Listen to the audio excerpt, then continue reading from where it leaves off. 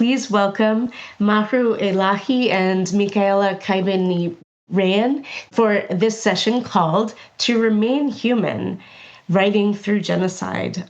Welcome to you both, and it's great to see you, and thank you for being part of 24 Hours for Palestine. Thank you so much. We're really honored to be here. So thank you to our audience in the live stream. We are really grateful to be sharing this space with you. Welcome to this generative session, To Remain Human, Writing and Creating Through Genocide. I'm Mahru Elahi, an Iranian-American writer and public school teacher in Oakland, California. In this session, we will consider how we might continue to write and create into the horror and despair of the present moment, to engage with our whole self and the collective.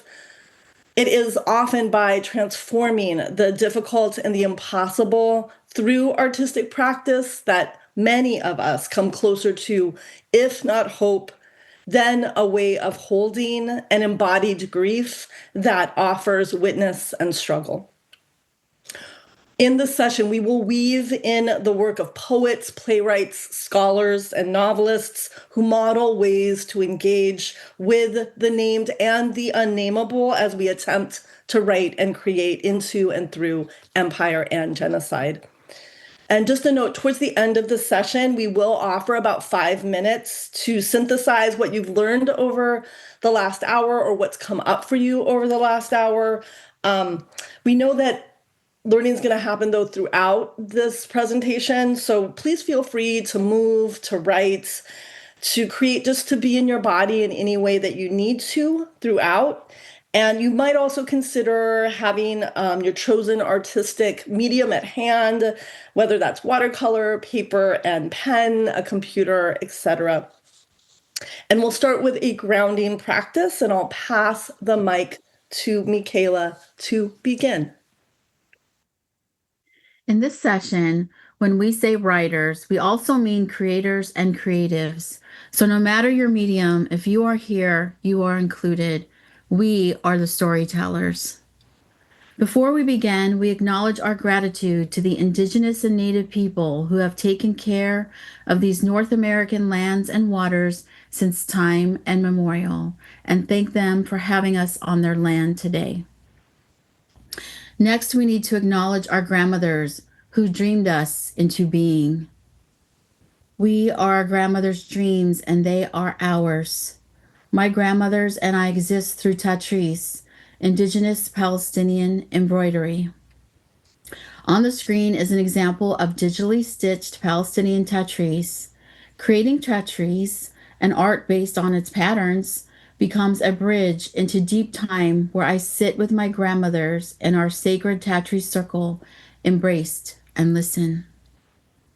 Together we share ancestral wisdom, Indigenous geographies, and cultural memory. Today, as we attend this event, Palestinians are facing the brutality of genocide, militarized violent displacement, starvation, massive countrywide health catastrophes, and violence beyond measure.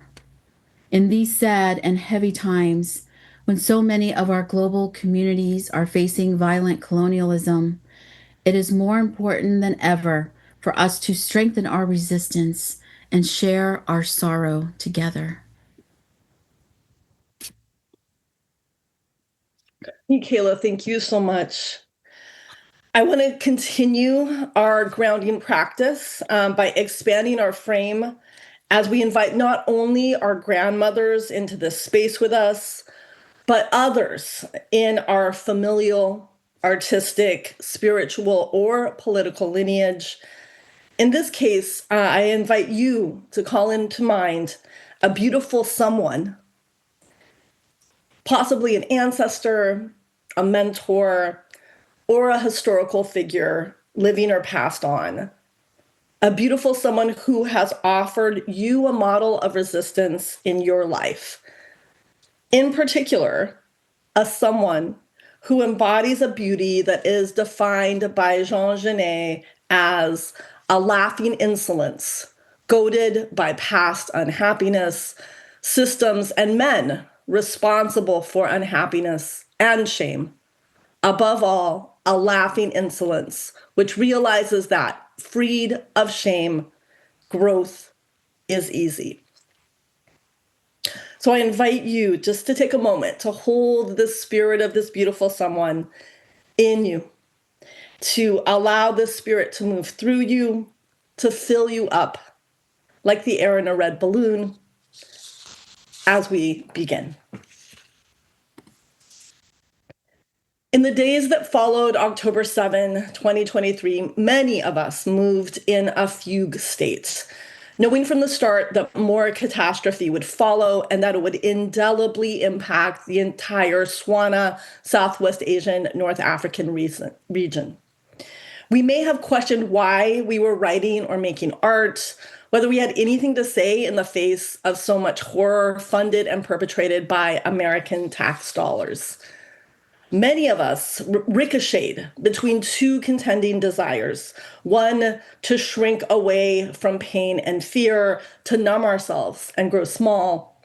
And two, a compulsion to rage and grieve and persist on the page in the act of creation and in the world. We knew that shrinking had never served us, that it required us to disassociate and bury our humanity.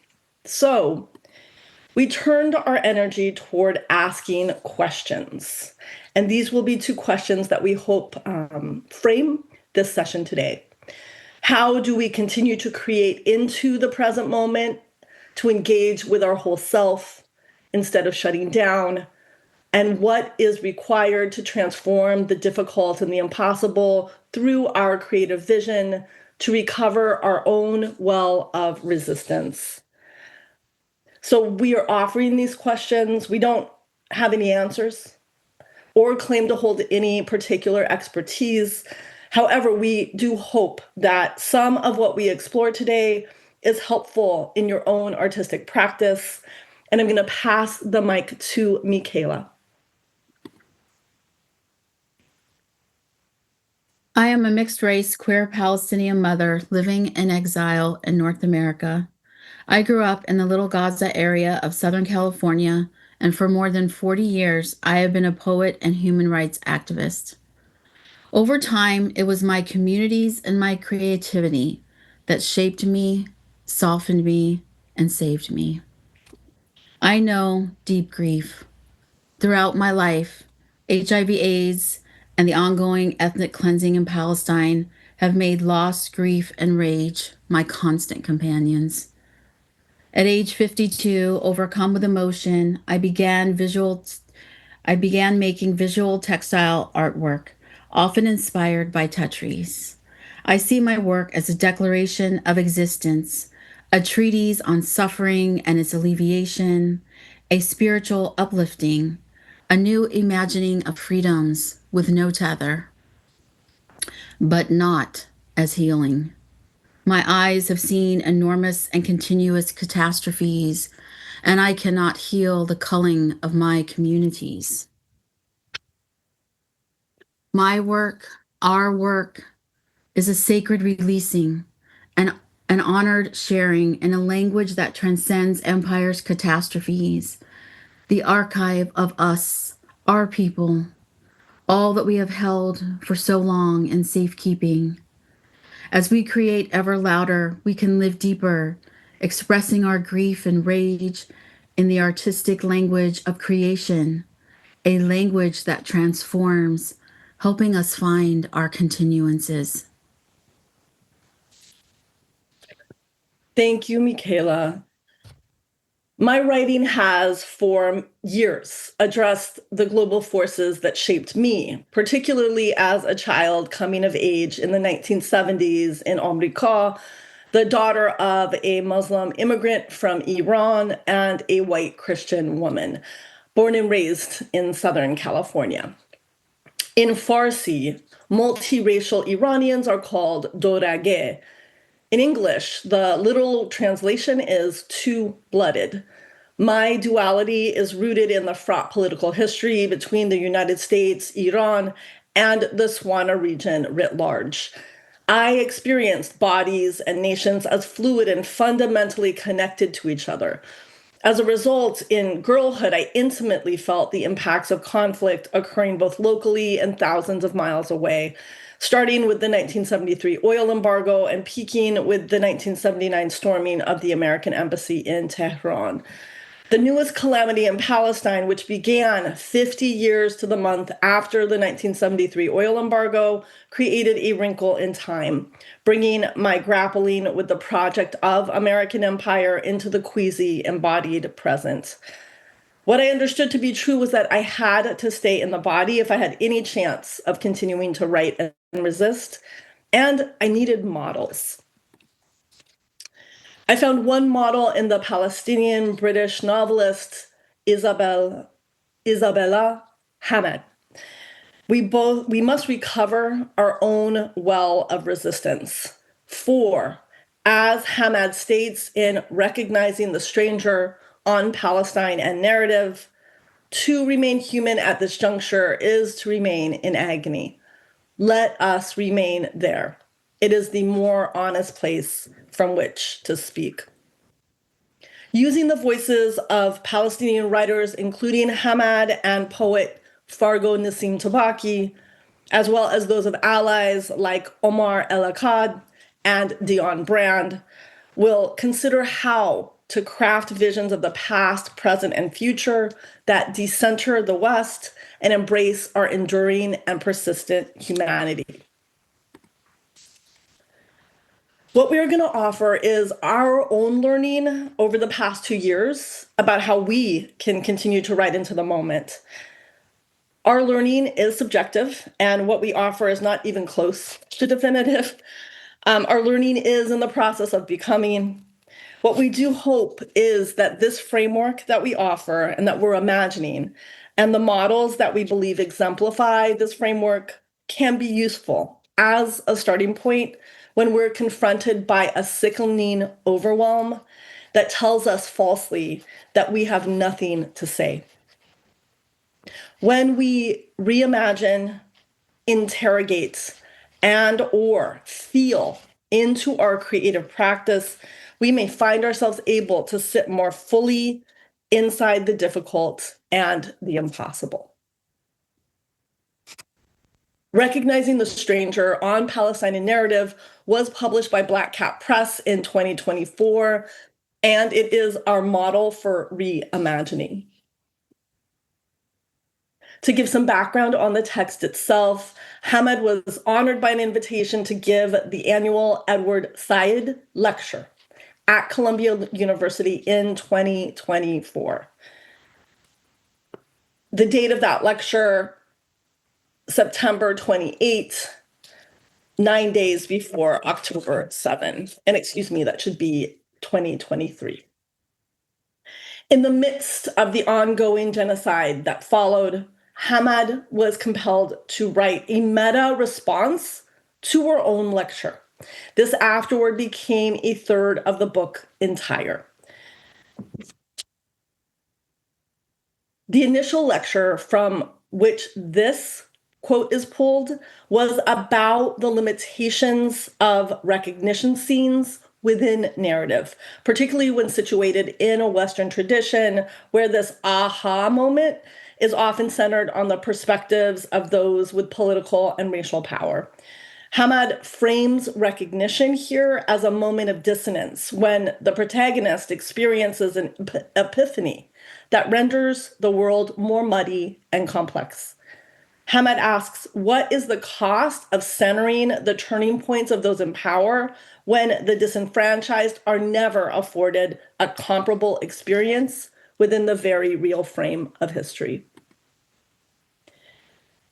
In the afterword, entitled On Gaza, Hammad embraces the generative unease between her initial lecture and the collective catastrophe post-October 7. There is a shift in tone because the terms of the text are now fundamentally altered. There is a clear before and after. In fact, Hammad, as someone living in the West, has her own recognition scene where her analysis shifts in real time, and she begins to trouble her previous allegiance with Said's vision of humanism. The terms of the afterword are different because Hammad is different. The book's two parts capture this disjunction between two selves, this metamorphosis in real time, and preserve it in all its complexities. So when we reimagine, we may find ourselves able to sit more fully within the difficult and the impossible. We developed a prompt and some guiding questions that supported us to more fully explore this idea. And so the prompt reads, and I'm just going to say it into the space, reimagine. Circling back to a previous work, incorporate a counter-narrative that explores when the terms of the narrator's original analysis or perspective was irrevocably changed. What's next? Who am I now? Who was I then? So I'm going to offer an example of how I use this idea of reimagination in my own writing post-October 7. And my example is about a fundamental shift in my recognition of the body, of investigating the emotional immediacy of asking questions of the body and reimagining a narrative through that lens. So when trying to put into words how I was feeling post-October 7, I initially wrote, my grief and rage were almost unspeakable. It's short, and it's in the past tense, and it uses the qualifier almost. And when I was honest with myself, I understood that this was not a truthful statement. I pushed myself to ask what it really felt like. What was the grief and rage doing to the body? I also needed to shift the tense to present. This body is not in the past. So I came up with this image of the grief and rage reimagined as a murderous disco ball. My grief and rage are lodged behind my eyes. I keep seeing floaters in my field of vision, like my brain is a murderous disco ball, the mirrored light cutting through viscera and feasting on itself. I'll pause there. There's so much more that we could say about reimagining our work. And we'll have some time at the end of the session for you all to engage in your own creation using any of the prompts that we offer today. For now, I'm going to pass over to Micaela. So what might be another way to sit more fully within the difficult and the impossible? Let's turn our focus to how we might interrogate language as a tool of resistance. We have two models to offer. Both poems appear in October and after October 7, an anthology published in 2024. The anthology was published by Jewish Currents, a quarterly Jewish left publication based out of New York City that includes literature, criticism, reporting, and analysis. Both poems will be linked in the QR code that will be offered at the end of the session. The first poem is Fargo Nassim Tabaki's Craft Talk. Tabaki is a queer Palestinian American performance artist and poet. Tabaki's debut poetry collection, Terror Counter, was just longlisted for the National Book Award. We are going to bring Tabaki's voice into the space now. Craft Talk by Fargo Nassim Tabaki. The first image, a little girl's body pulled out of the rubble. I strike from the poem. Let her rest. Language is a failed state. The second image, my own body, stripped and hung by my fingers, deprived of their nails, piled neatly on a nearby table. This image I keep. The poem is a space to rehearse for the future. The third image, a dictum of power, something like, the state is, or the Guggenheim-winning poet is. This image I soften and blur. In my weakest moments, I still succumb to the desire for prizes and avoid threatening their keepers. The fourth image, rubble alone, pulled from the mouth of my body, hanging from a hook in the black site. This image I widen so it envelops the entire page, yellow bile coating the margins. I am interested in frightening you. This is because I am frightened. I do not want to be alone. The fifth image, a drone giving birth to a child with gold leaf on its fingernails. I wipe the mucus off. I give it a name. At the edge of the poem, the baby slouches towards Jerusalem. When it crosses the border, the poem can no longer see it. This drone baby becomes an imagined condition the poem has released into the world. I do not know what it intends. I do not know what it will eat. The sixth image, my father, dragged into the poem against his will, again. I suspend him here with me. I revel in our togetherness. His nails join mine, our backs are cut, our eyes plucked out. The cruelty of jailers infected my language. Everything I love, I turn to cruelty. The poem now is just another cell. All I know is how to write us hurt. Inside this image, I reach out my little toe and touch the image of my father's little toe. The state is crueler than your poem ever could be. I make the poem, make my father say. Fargo Nassim Tabaki's poem, Craft Talk, interrogates the ars poetica form to explore the sanitizing forces exerted by writing in the English language and to implicate the institutions complicit in war and genocide, the cultural and hegemonic priorities of a settler state.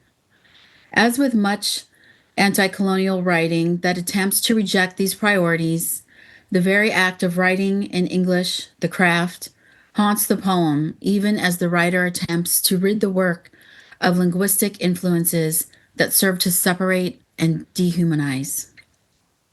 The 7 stanzas often employ long and jammed lines that veer towards the violent and vulnerable. The opening couplet renders the image of a girl's body being pulled from rubble. It is an image that Tabaki rejects.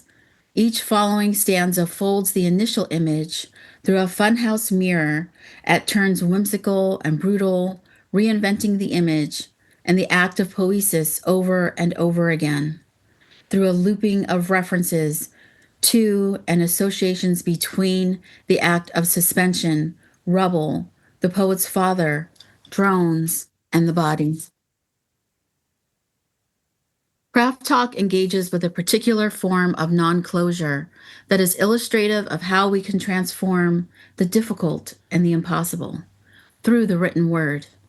A drone gives birth to a child with gold leaf on its fingernails. That escapes the poem's grasp, its author not knowing what it intends. I do not know what it will eat. In the following stanza, while the drone baby leaves the poem, the poet's father is dragged into the poem against his will again. I suspend him here with me. I revel in our togetherness. This engagement belies an intimacy, a liminal space where language fails, just as the nation-state fails.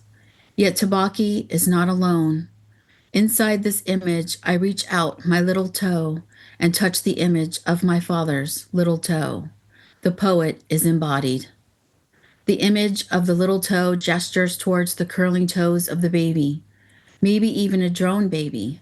Maybe the drone baby offers a future outside of the poetic frame, a hovering in joy, an escape from the narrative of genocide. The final stanza brings father and child toe to toe, and suddenly the lines get short and sharp. The state is crueler than your poem ever could be. I make the poem, make my father say. The imagined father offering his poet child a kind of grace is a final, less cruel image. We know that ars poetica teaches us something about what poetry can do. And this gets to the heart of what Tabaki is grappling with in Craft Talk. Craft is the result of market forces, of imperial forces. What can it do as a witness to genocide? Without commentary, we also offer and invite you to listen to Dion Brand's prologue for now, Gaza. Brand is a Trinidadian-born Canadian poet, novelist, and scholar. The partner of Christina Sharp, Brand is a Black feminist scholar, poet, and writer. Mahru will read from Dion Brand's work, and let's think about how does writing in English haunt Brand's work and create unwanted complicity? What is Brand's response? Prologue for now, Gaza. The inconceivable decibels of all the things we've lived before. We've been advised of the quotas of casualty this time. But of all the things I lost, when I lost hearing, was the sound of human animals. How did you come to be human animals? They asked. We were born, I told them. The regulators and the fascists along each perpendicular, with the least time on earth to live, signed off on the old fantasies at press conferences. The editors printed their carnage again, like welcome news, and I was in a ship again. With none of my belongings except my throat, I tell you, I was limbless and talking. I was going to a funeral every day. It was a TV series, and I was human, animal. Call my cell. Call me. You'll see the pictures. All of them believe in God. All of them billionaires. Exchanged more than 1,000 emails in their conviction. Text me. They charge my credit card with mourning. I was mourning for 4 years already, and the bank said I should boost my financial wellness. Be prepared to face high interest rates. But I'm mourning episodically. The undertaker said I should shut the fuck up. Who would love a corpse? I came into the world as a corpse, and now who am I fooling about now anyway? There's famine and phosphorus air and no water. And if you leave the oil in the ground or in the sea, you will worsen the dirty emissions and will die today rather than tomorrow. Any war is atrocious except the one they agreed to with an agreement. The gates of hell legislation set out the theory. Along a long beach where who worries about proportion? There were ghost cities with people. There were the usual suspensions of rules at the morgues. Your eyes could be wide open. Everyone could be alive there. Everyone could be walking. Everyone could be upright. Talk to Black people. We know. The situation is always devastating, and the armed immortal fence along the borders stretch out into all the seas. This is for the human animals. The new features and the revenues of disappearing, traveling by bombardment, fleeing by oil and gas concessions. No one can defend us. No one did. Some of us are meat like human animals, retrospectively eliminated. I'm too soft on human animals. I know, generally shouldn't mourn human animals. There was always the silence of the evacuations. 1.1 million people stretched out along the highway, 1.3 Celsius of human sources warming the planet, the human scientist said. What should I accept? And what should I grieve? In the consumer price data limping along, the funds predict that growth will slow to 0.7%. What growth? Atrophies the mind and the fingertips signing. all the declarations against the human animals. Remember, some of us know this even longer. If we do this in a formalized manner, you may drink the sewage water. The orders of censors documenting the mouths on those subjects. Here's to what I know, and here's to all my fears. Quote, and in all of our hearts at JP Morgan Chase, go out to all who are suffering, unquote. 13 billion in profit from July to September. The permitted style of mourning, drenched in cortisol, produced by many animals. We left our coffee behind and the clothes in the dryer, measured but only briefly. Who could look up for long? The contrails to the genocidaire tourism. And the politicians embrace and authorize this old wonder of the world, this newest color of the grimmest pink. I've taken this inventory before for all the human animals. Liberal democracy has entirely failed and failed to even hide its fascisms. This narrow path of language leads me here. Wow, thank you for that reading. So when we interrogate, we may find ourselves able to sit more fully within the difficult and the impossible. We developed a prompt and guiding questions that supported us to more fully explore this idea. Interrogate, lean into the failure of language, play with the possibilities inherent in an attempt to rid creative work of colonial linguistic influence.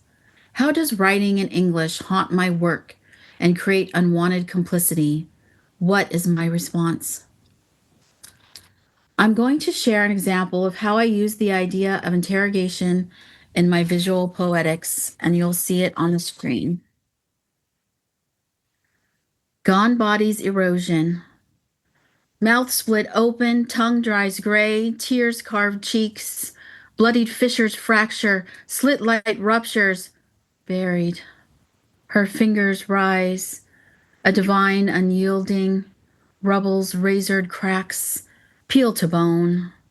Dusted tips touch, seedlings' newborn leaves, soft stems seeding, silken sun's sorrow. This poem rebels against language constructs, while rage and grief protest colonial submission.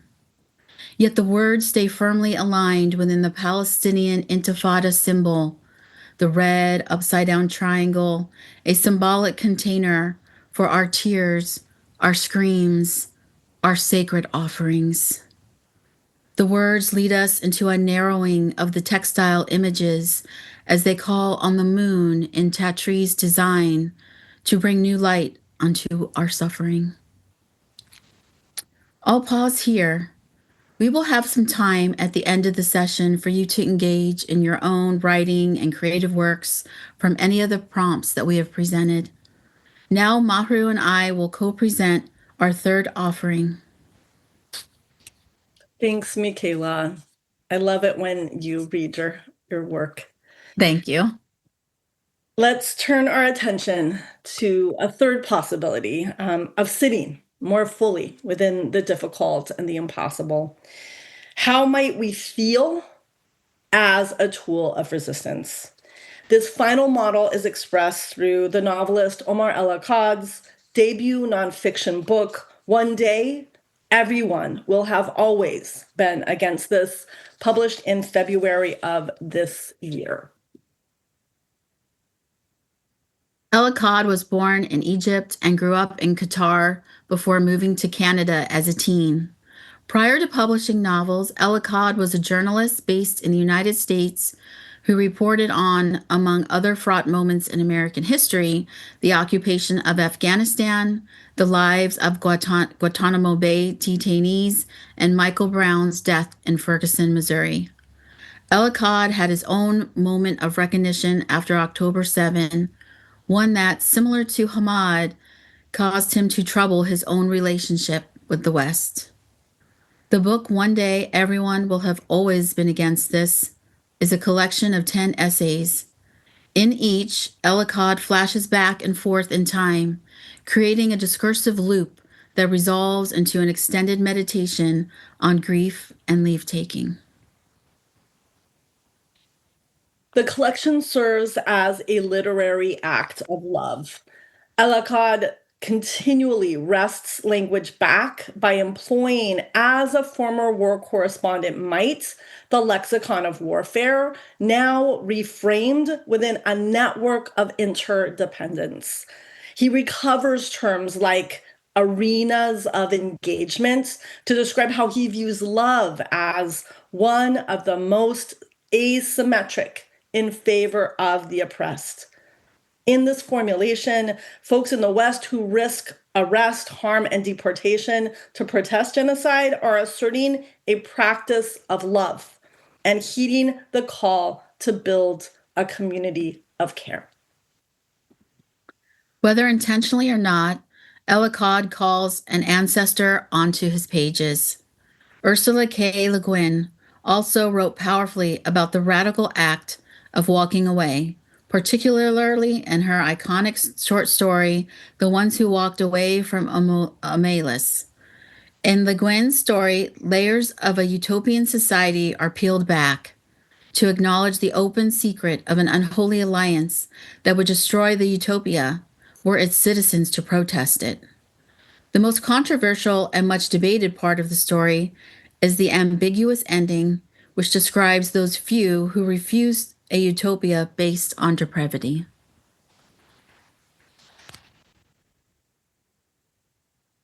There is an implicit and powerfully human element of doubt that runs throughout Elahi's book. The departure, the disengagement from systems of oppression that Elahi names aren't necessarily physical or geographical shifts. Instead, the shift is embodied. Elahi seems to be asking, is it better to walk away and deprive the system of your labor and your participation, or stay in the room and change it from within? In a world full of brutality, empire, changing technologies, and censorship, we, the creatives, can provide something that nobody else can: artistic expression. Our work can navigate our communities through catastrophic times by telling our cultural stories and daring to portray new futures. Our work can act as a sacred walking away from structures that refuse to host our events, publish our writing, promote our artistic endeavors. It can bring us closer to those that so need our voices and our stories. When we feel deeply, we may find ourselves able to sit more fully with the difficult and the impossible. Elahi names our obligation as writers to consider the act of art making and storytelling absent of external pressures. We developed this final prompt and guiding questions because Elahi admonishes us to ask ourselves, what is created when those external pressures are applied? What would I write if I was not afraid? What am I writing now? And what's the distance between those two things?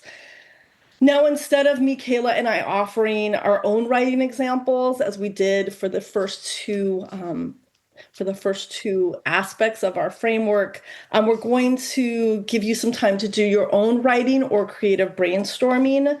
And then at about 5 minutes to the hour, we'll share a few more poems with you. Before we do any of that, I did want to close out this presentation portion of the section so we can transition into more of a creative sharing and brainstorming space. So I do want to close out this aspect of the session by arriving back at the beautiful someone that you brought to mind at the beginning of this session, the one who offers you a model of resistance in your life. And maybe you'll be able to tap into them in this time that we have to do our own brainstorming creatively for the next few minutes. So I invite you to inhale deeply, remembering how their spirit fills you up, possibly like a red balloon, possibly like a kite, possibly like an image that comes unbidden to you. And when you are ready, exhaling their spirit out into the room so that we all in this virtual space and around the world may in some small way also receive the benefit of their resistance. Thank you for that. I could feel it, and I needed that. But the time we have remaining, we invite you to pick at least one set of the questions that we presented that are on the screen right now to contemplate and respond to, and we'll play some music during that time. As you reflect on the prompt, we want you to know that you are needed in this world. Your artistic expression and your voice are so important and valuable. And after the 5 minutes are up, Mahru and I will begin closing out the session. If there's time, we may offer additional words from Palestinian writers that relate to this final prompt, connecting back to deep feeling. Thank you. I'm going to cue up the music now. And again, we'll have about 5 minutes. And we encourage you to hold that space as sacred for yourself and your own creation.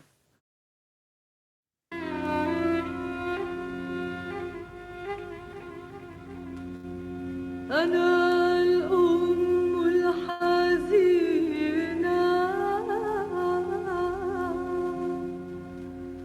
وما من يعزيها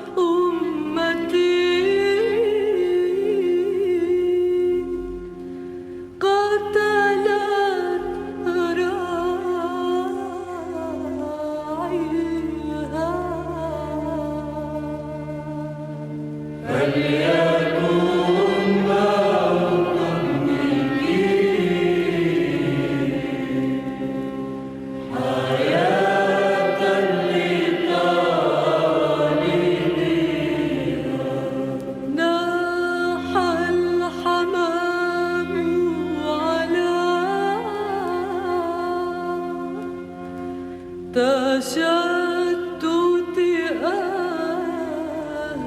أهلها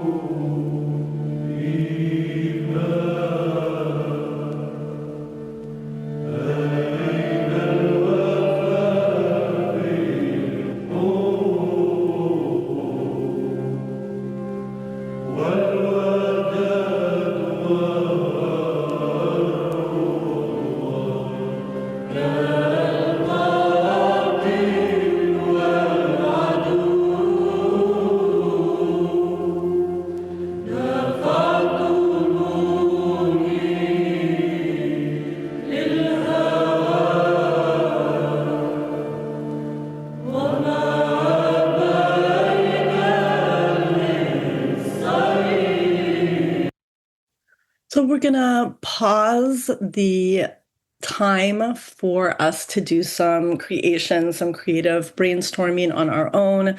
I hope you enjoyed the beautiful voice of Feiruz as we did that. And I hope that it felt productive and fruitful for you to have a little time to synthesize. I'm now going to transition us to just showing the works referenced.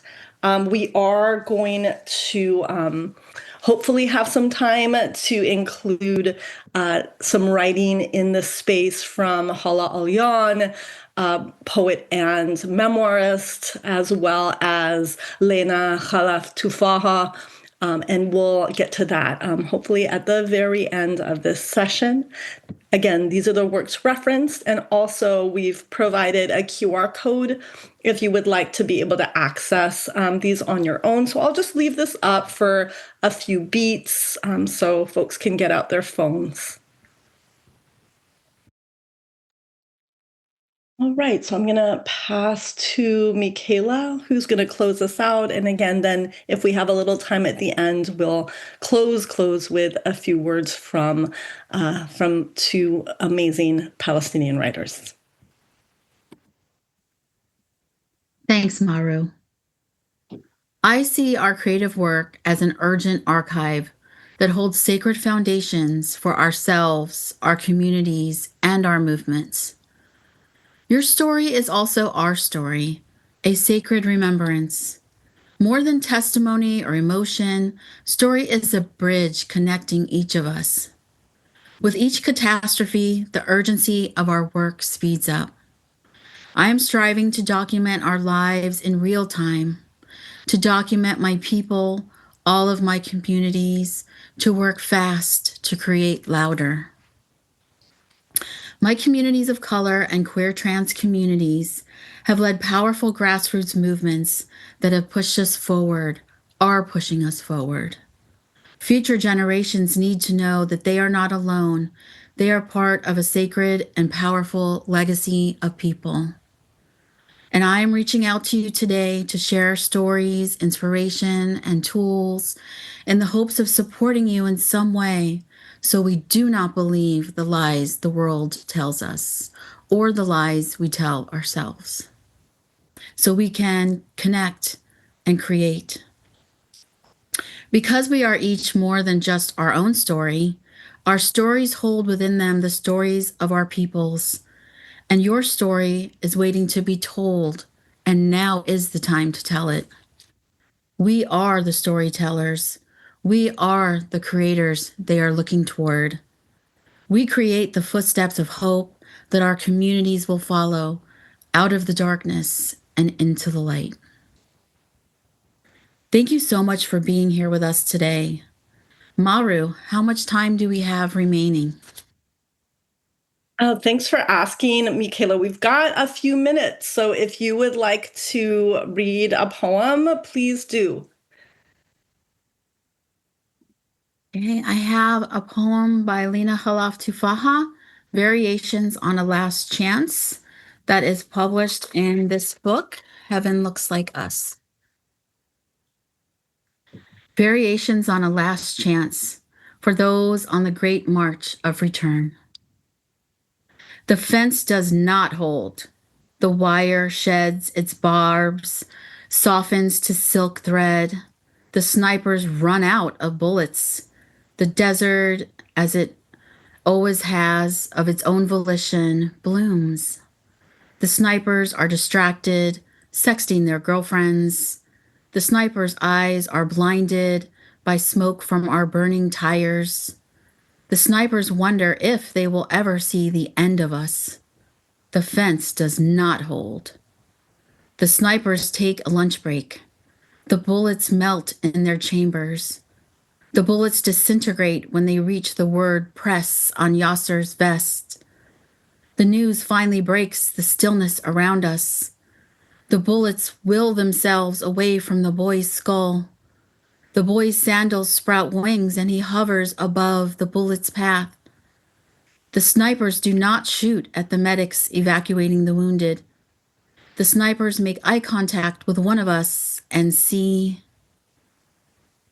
There are enough saline bags at the hospital.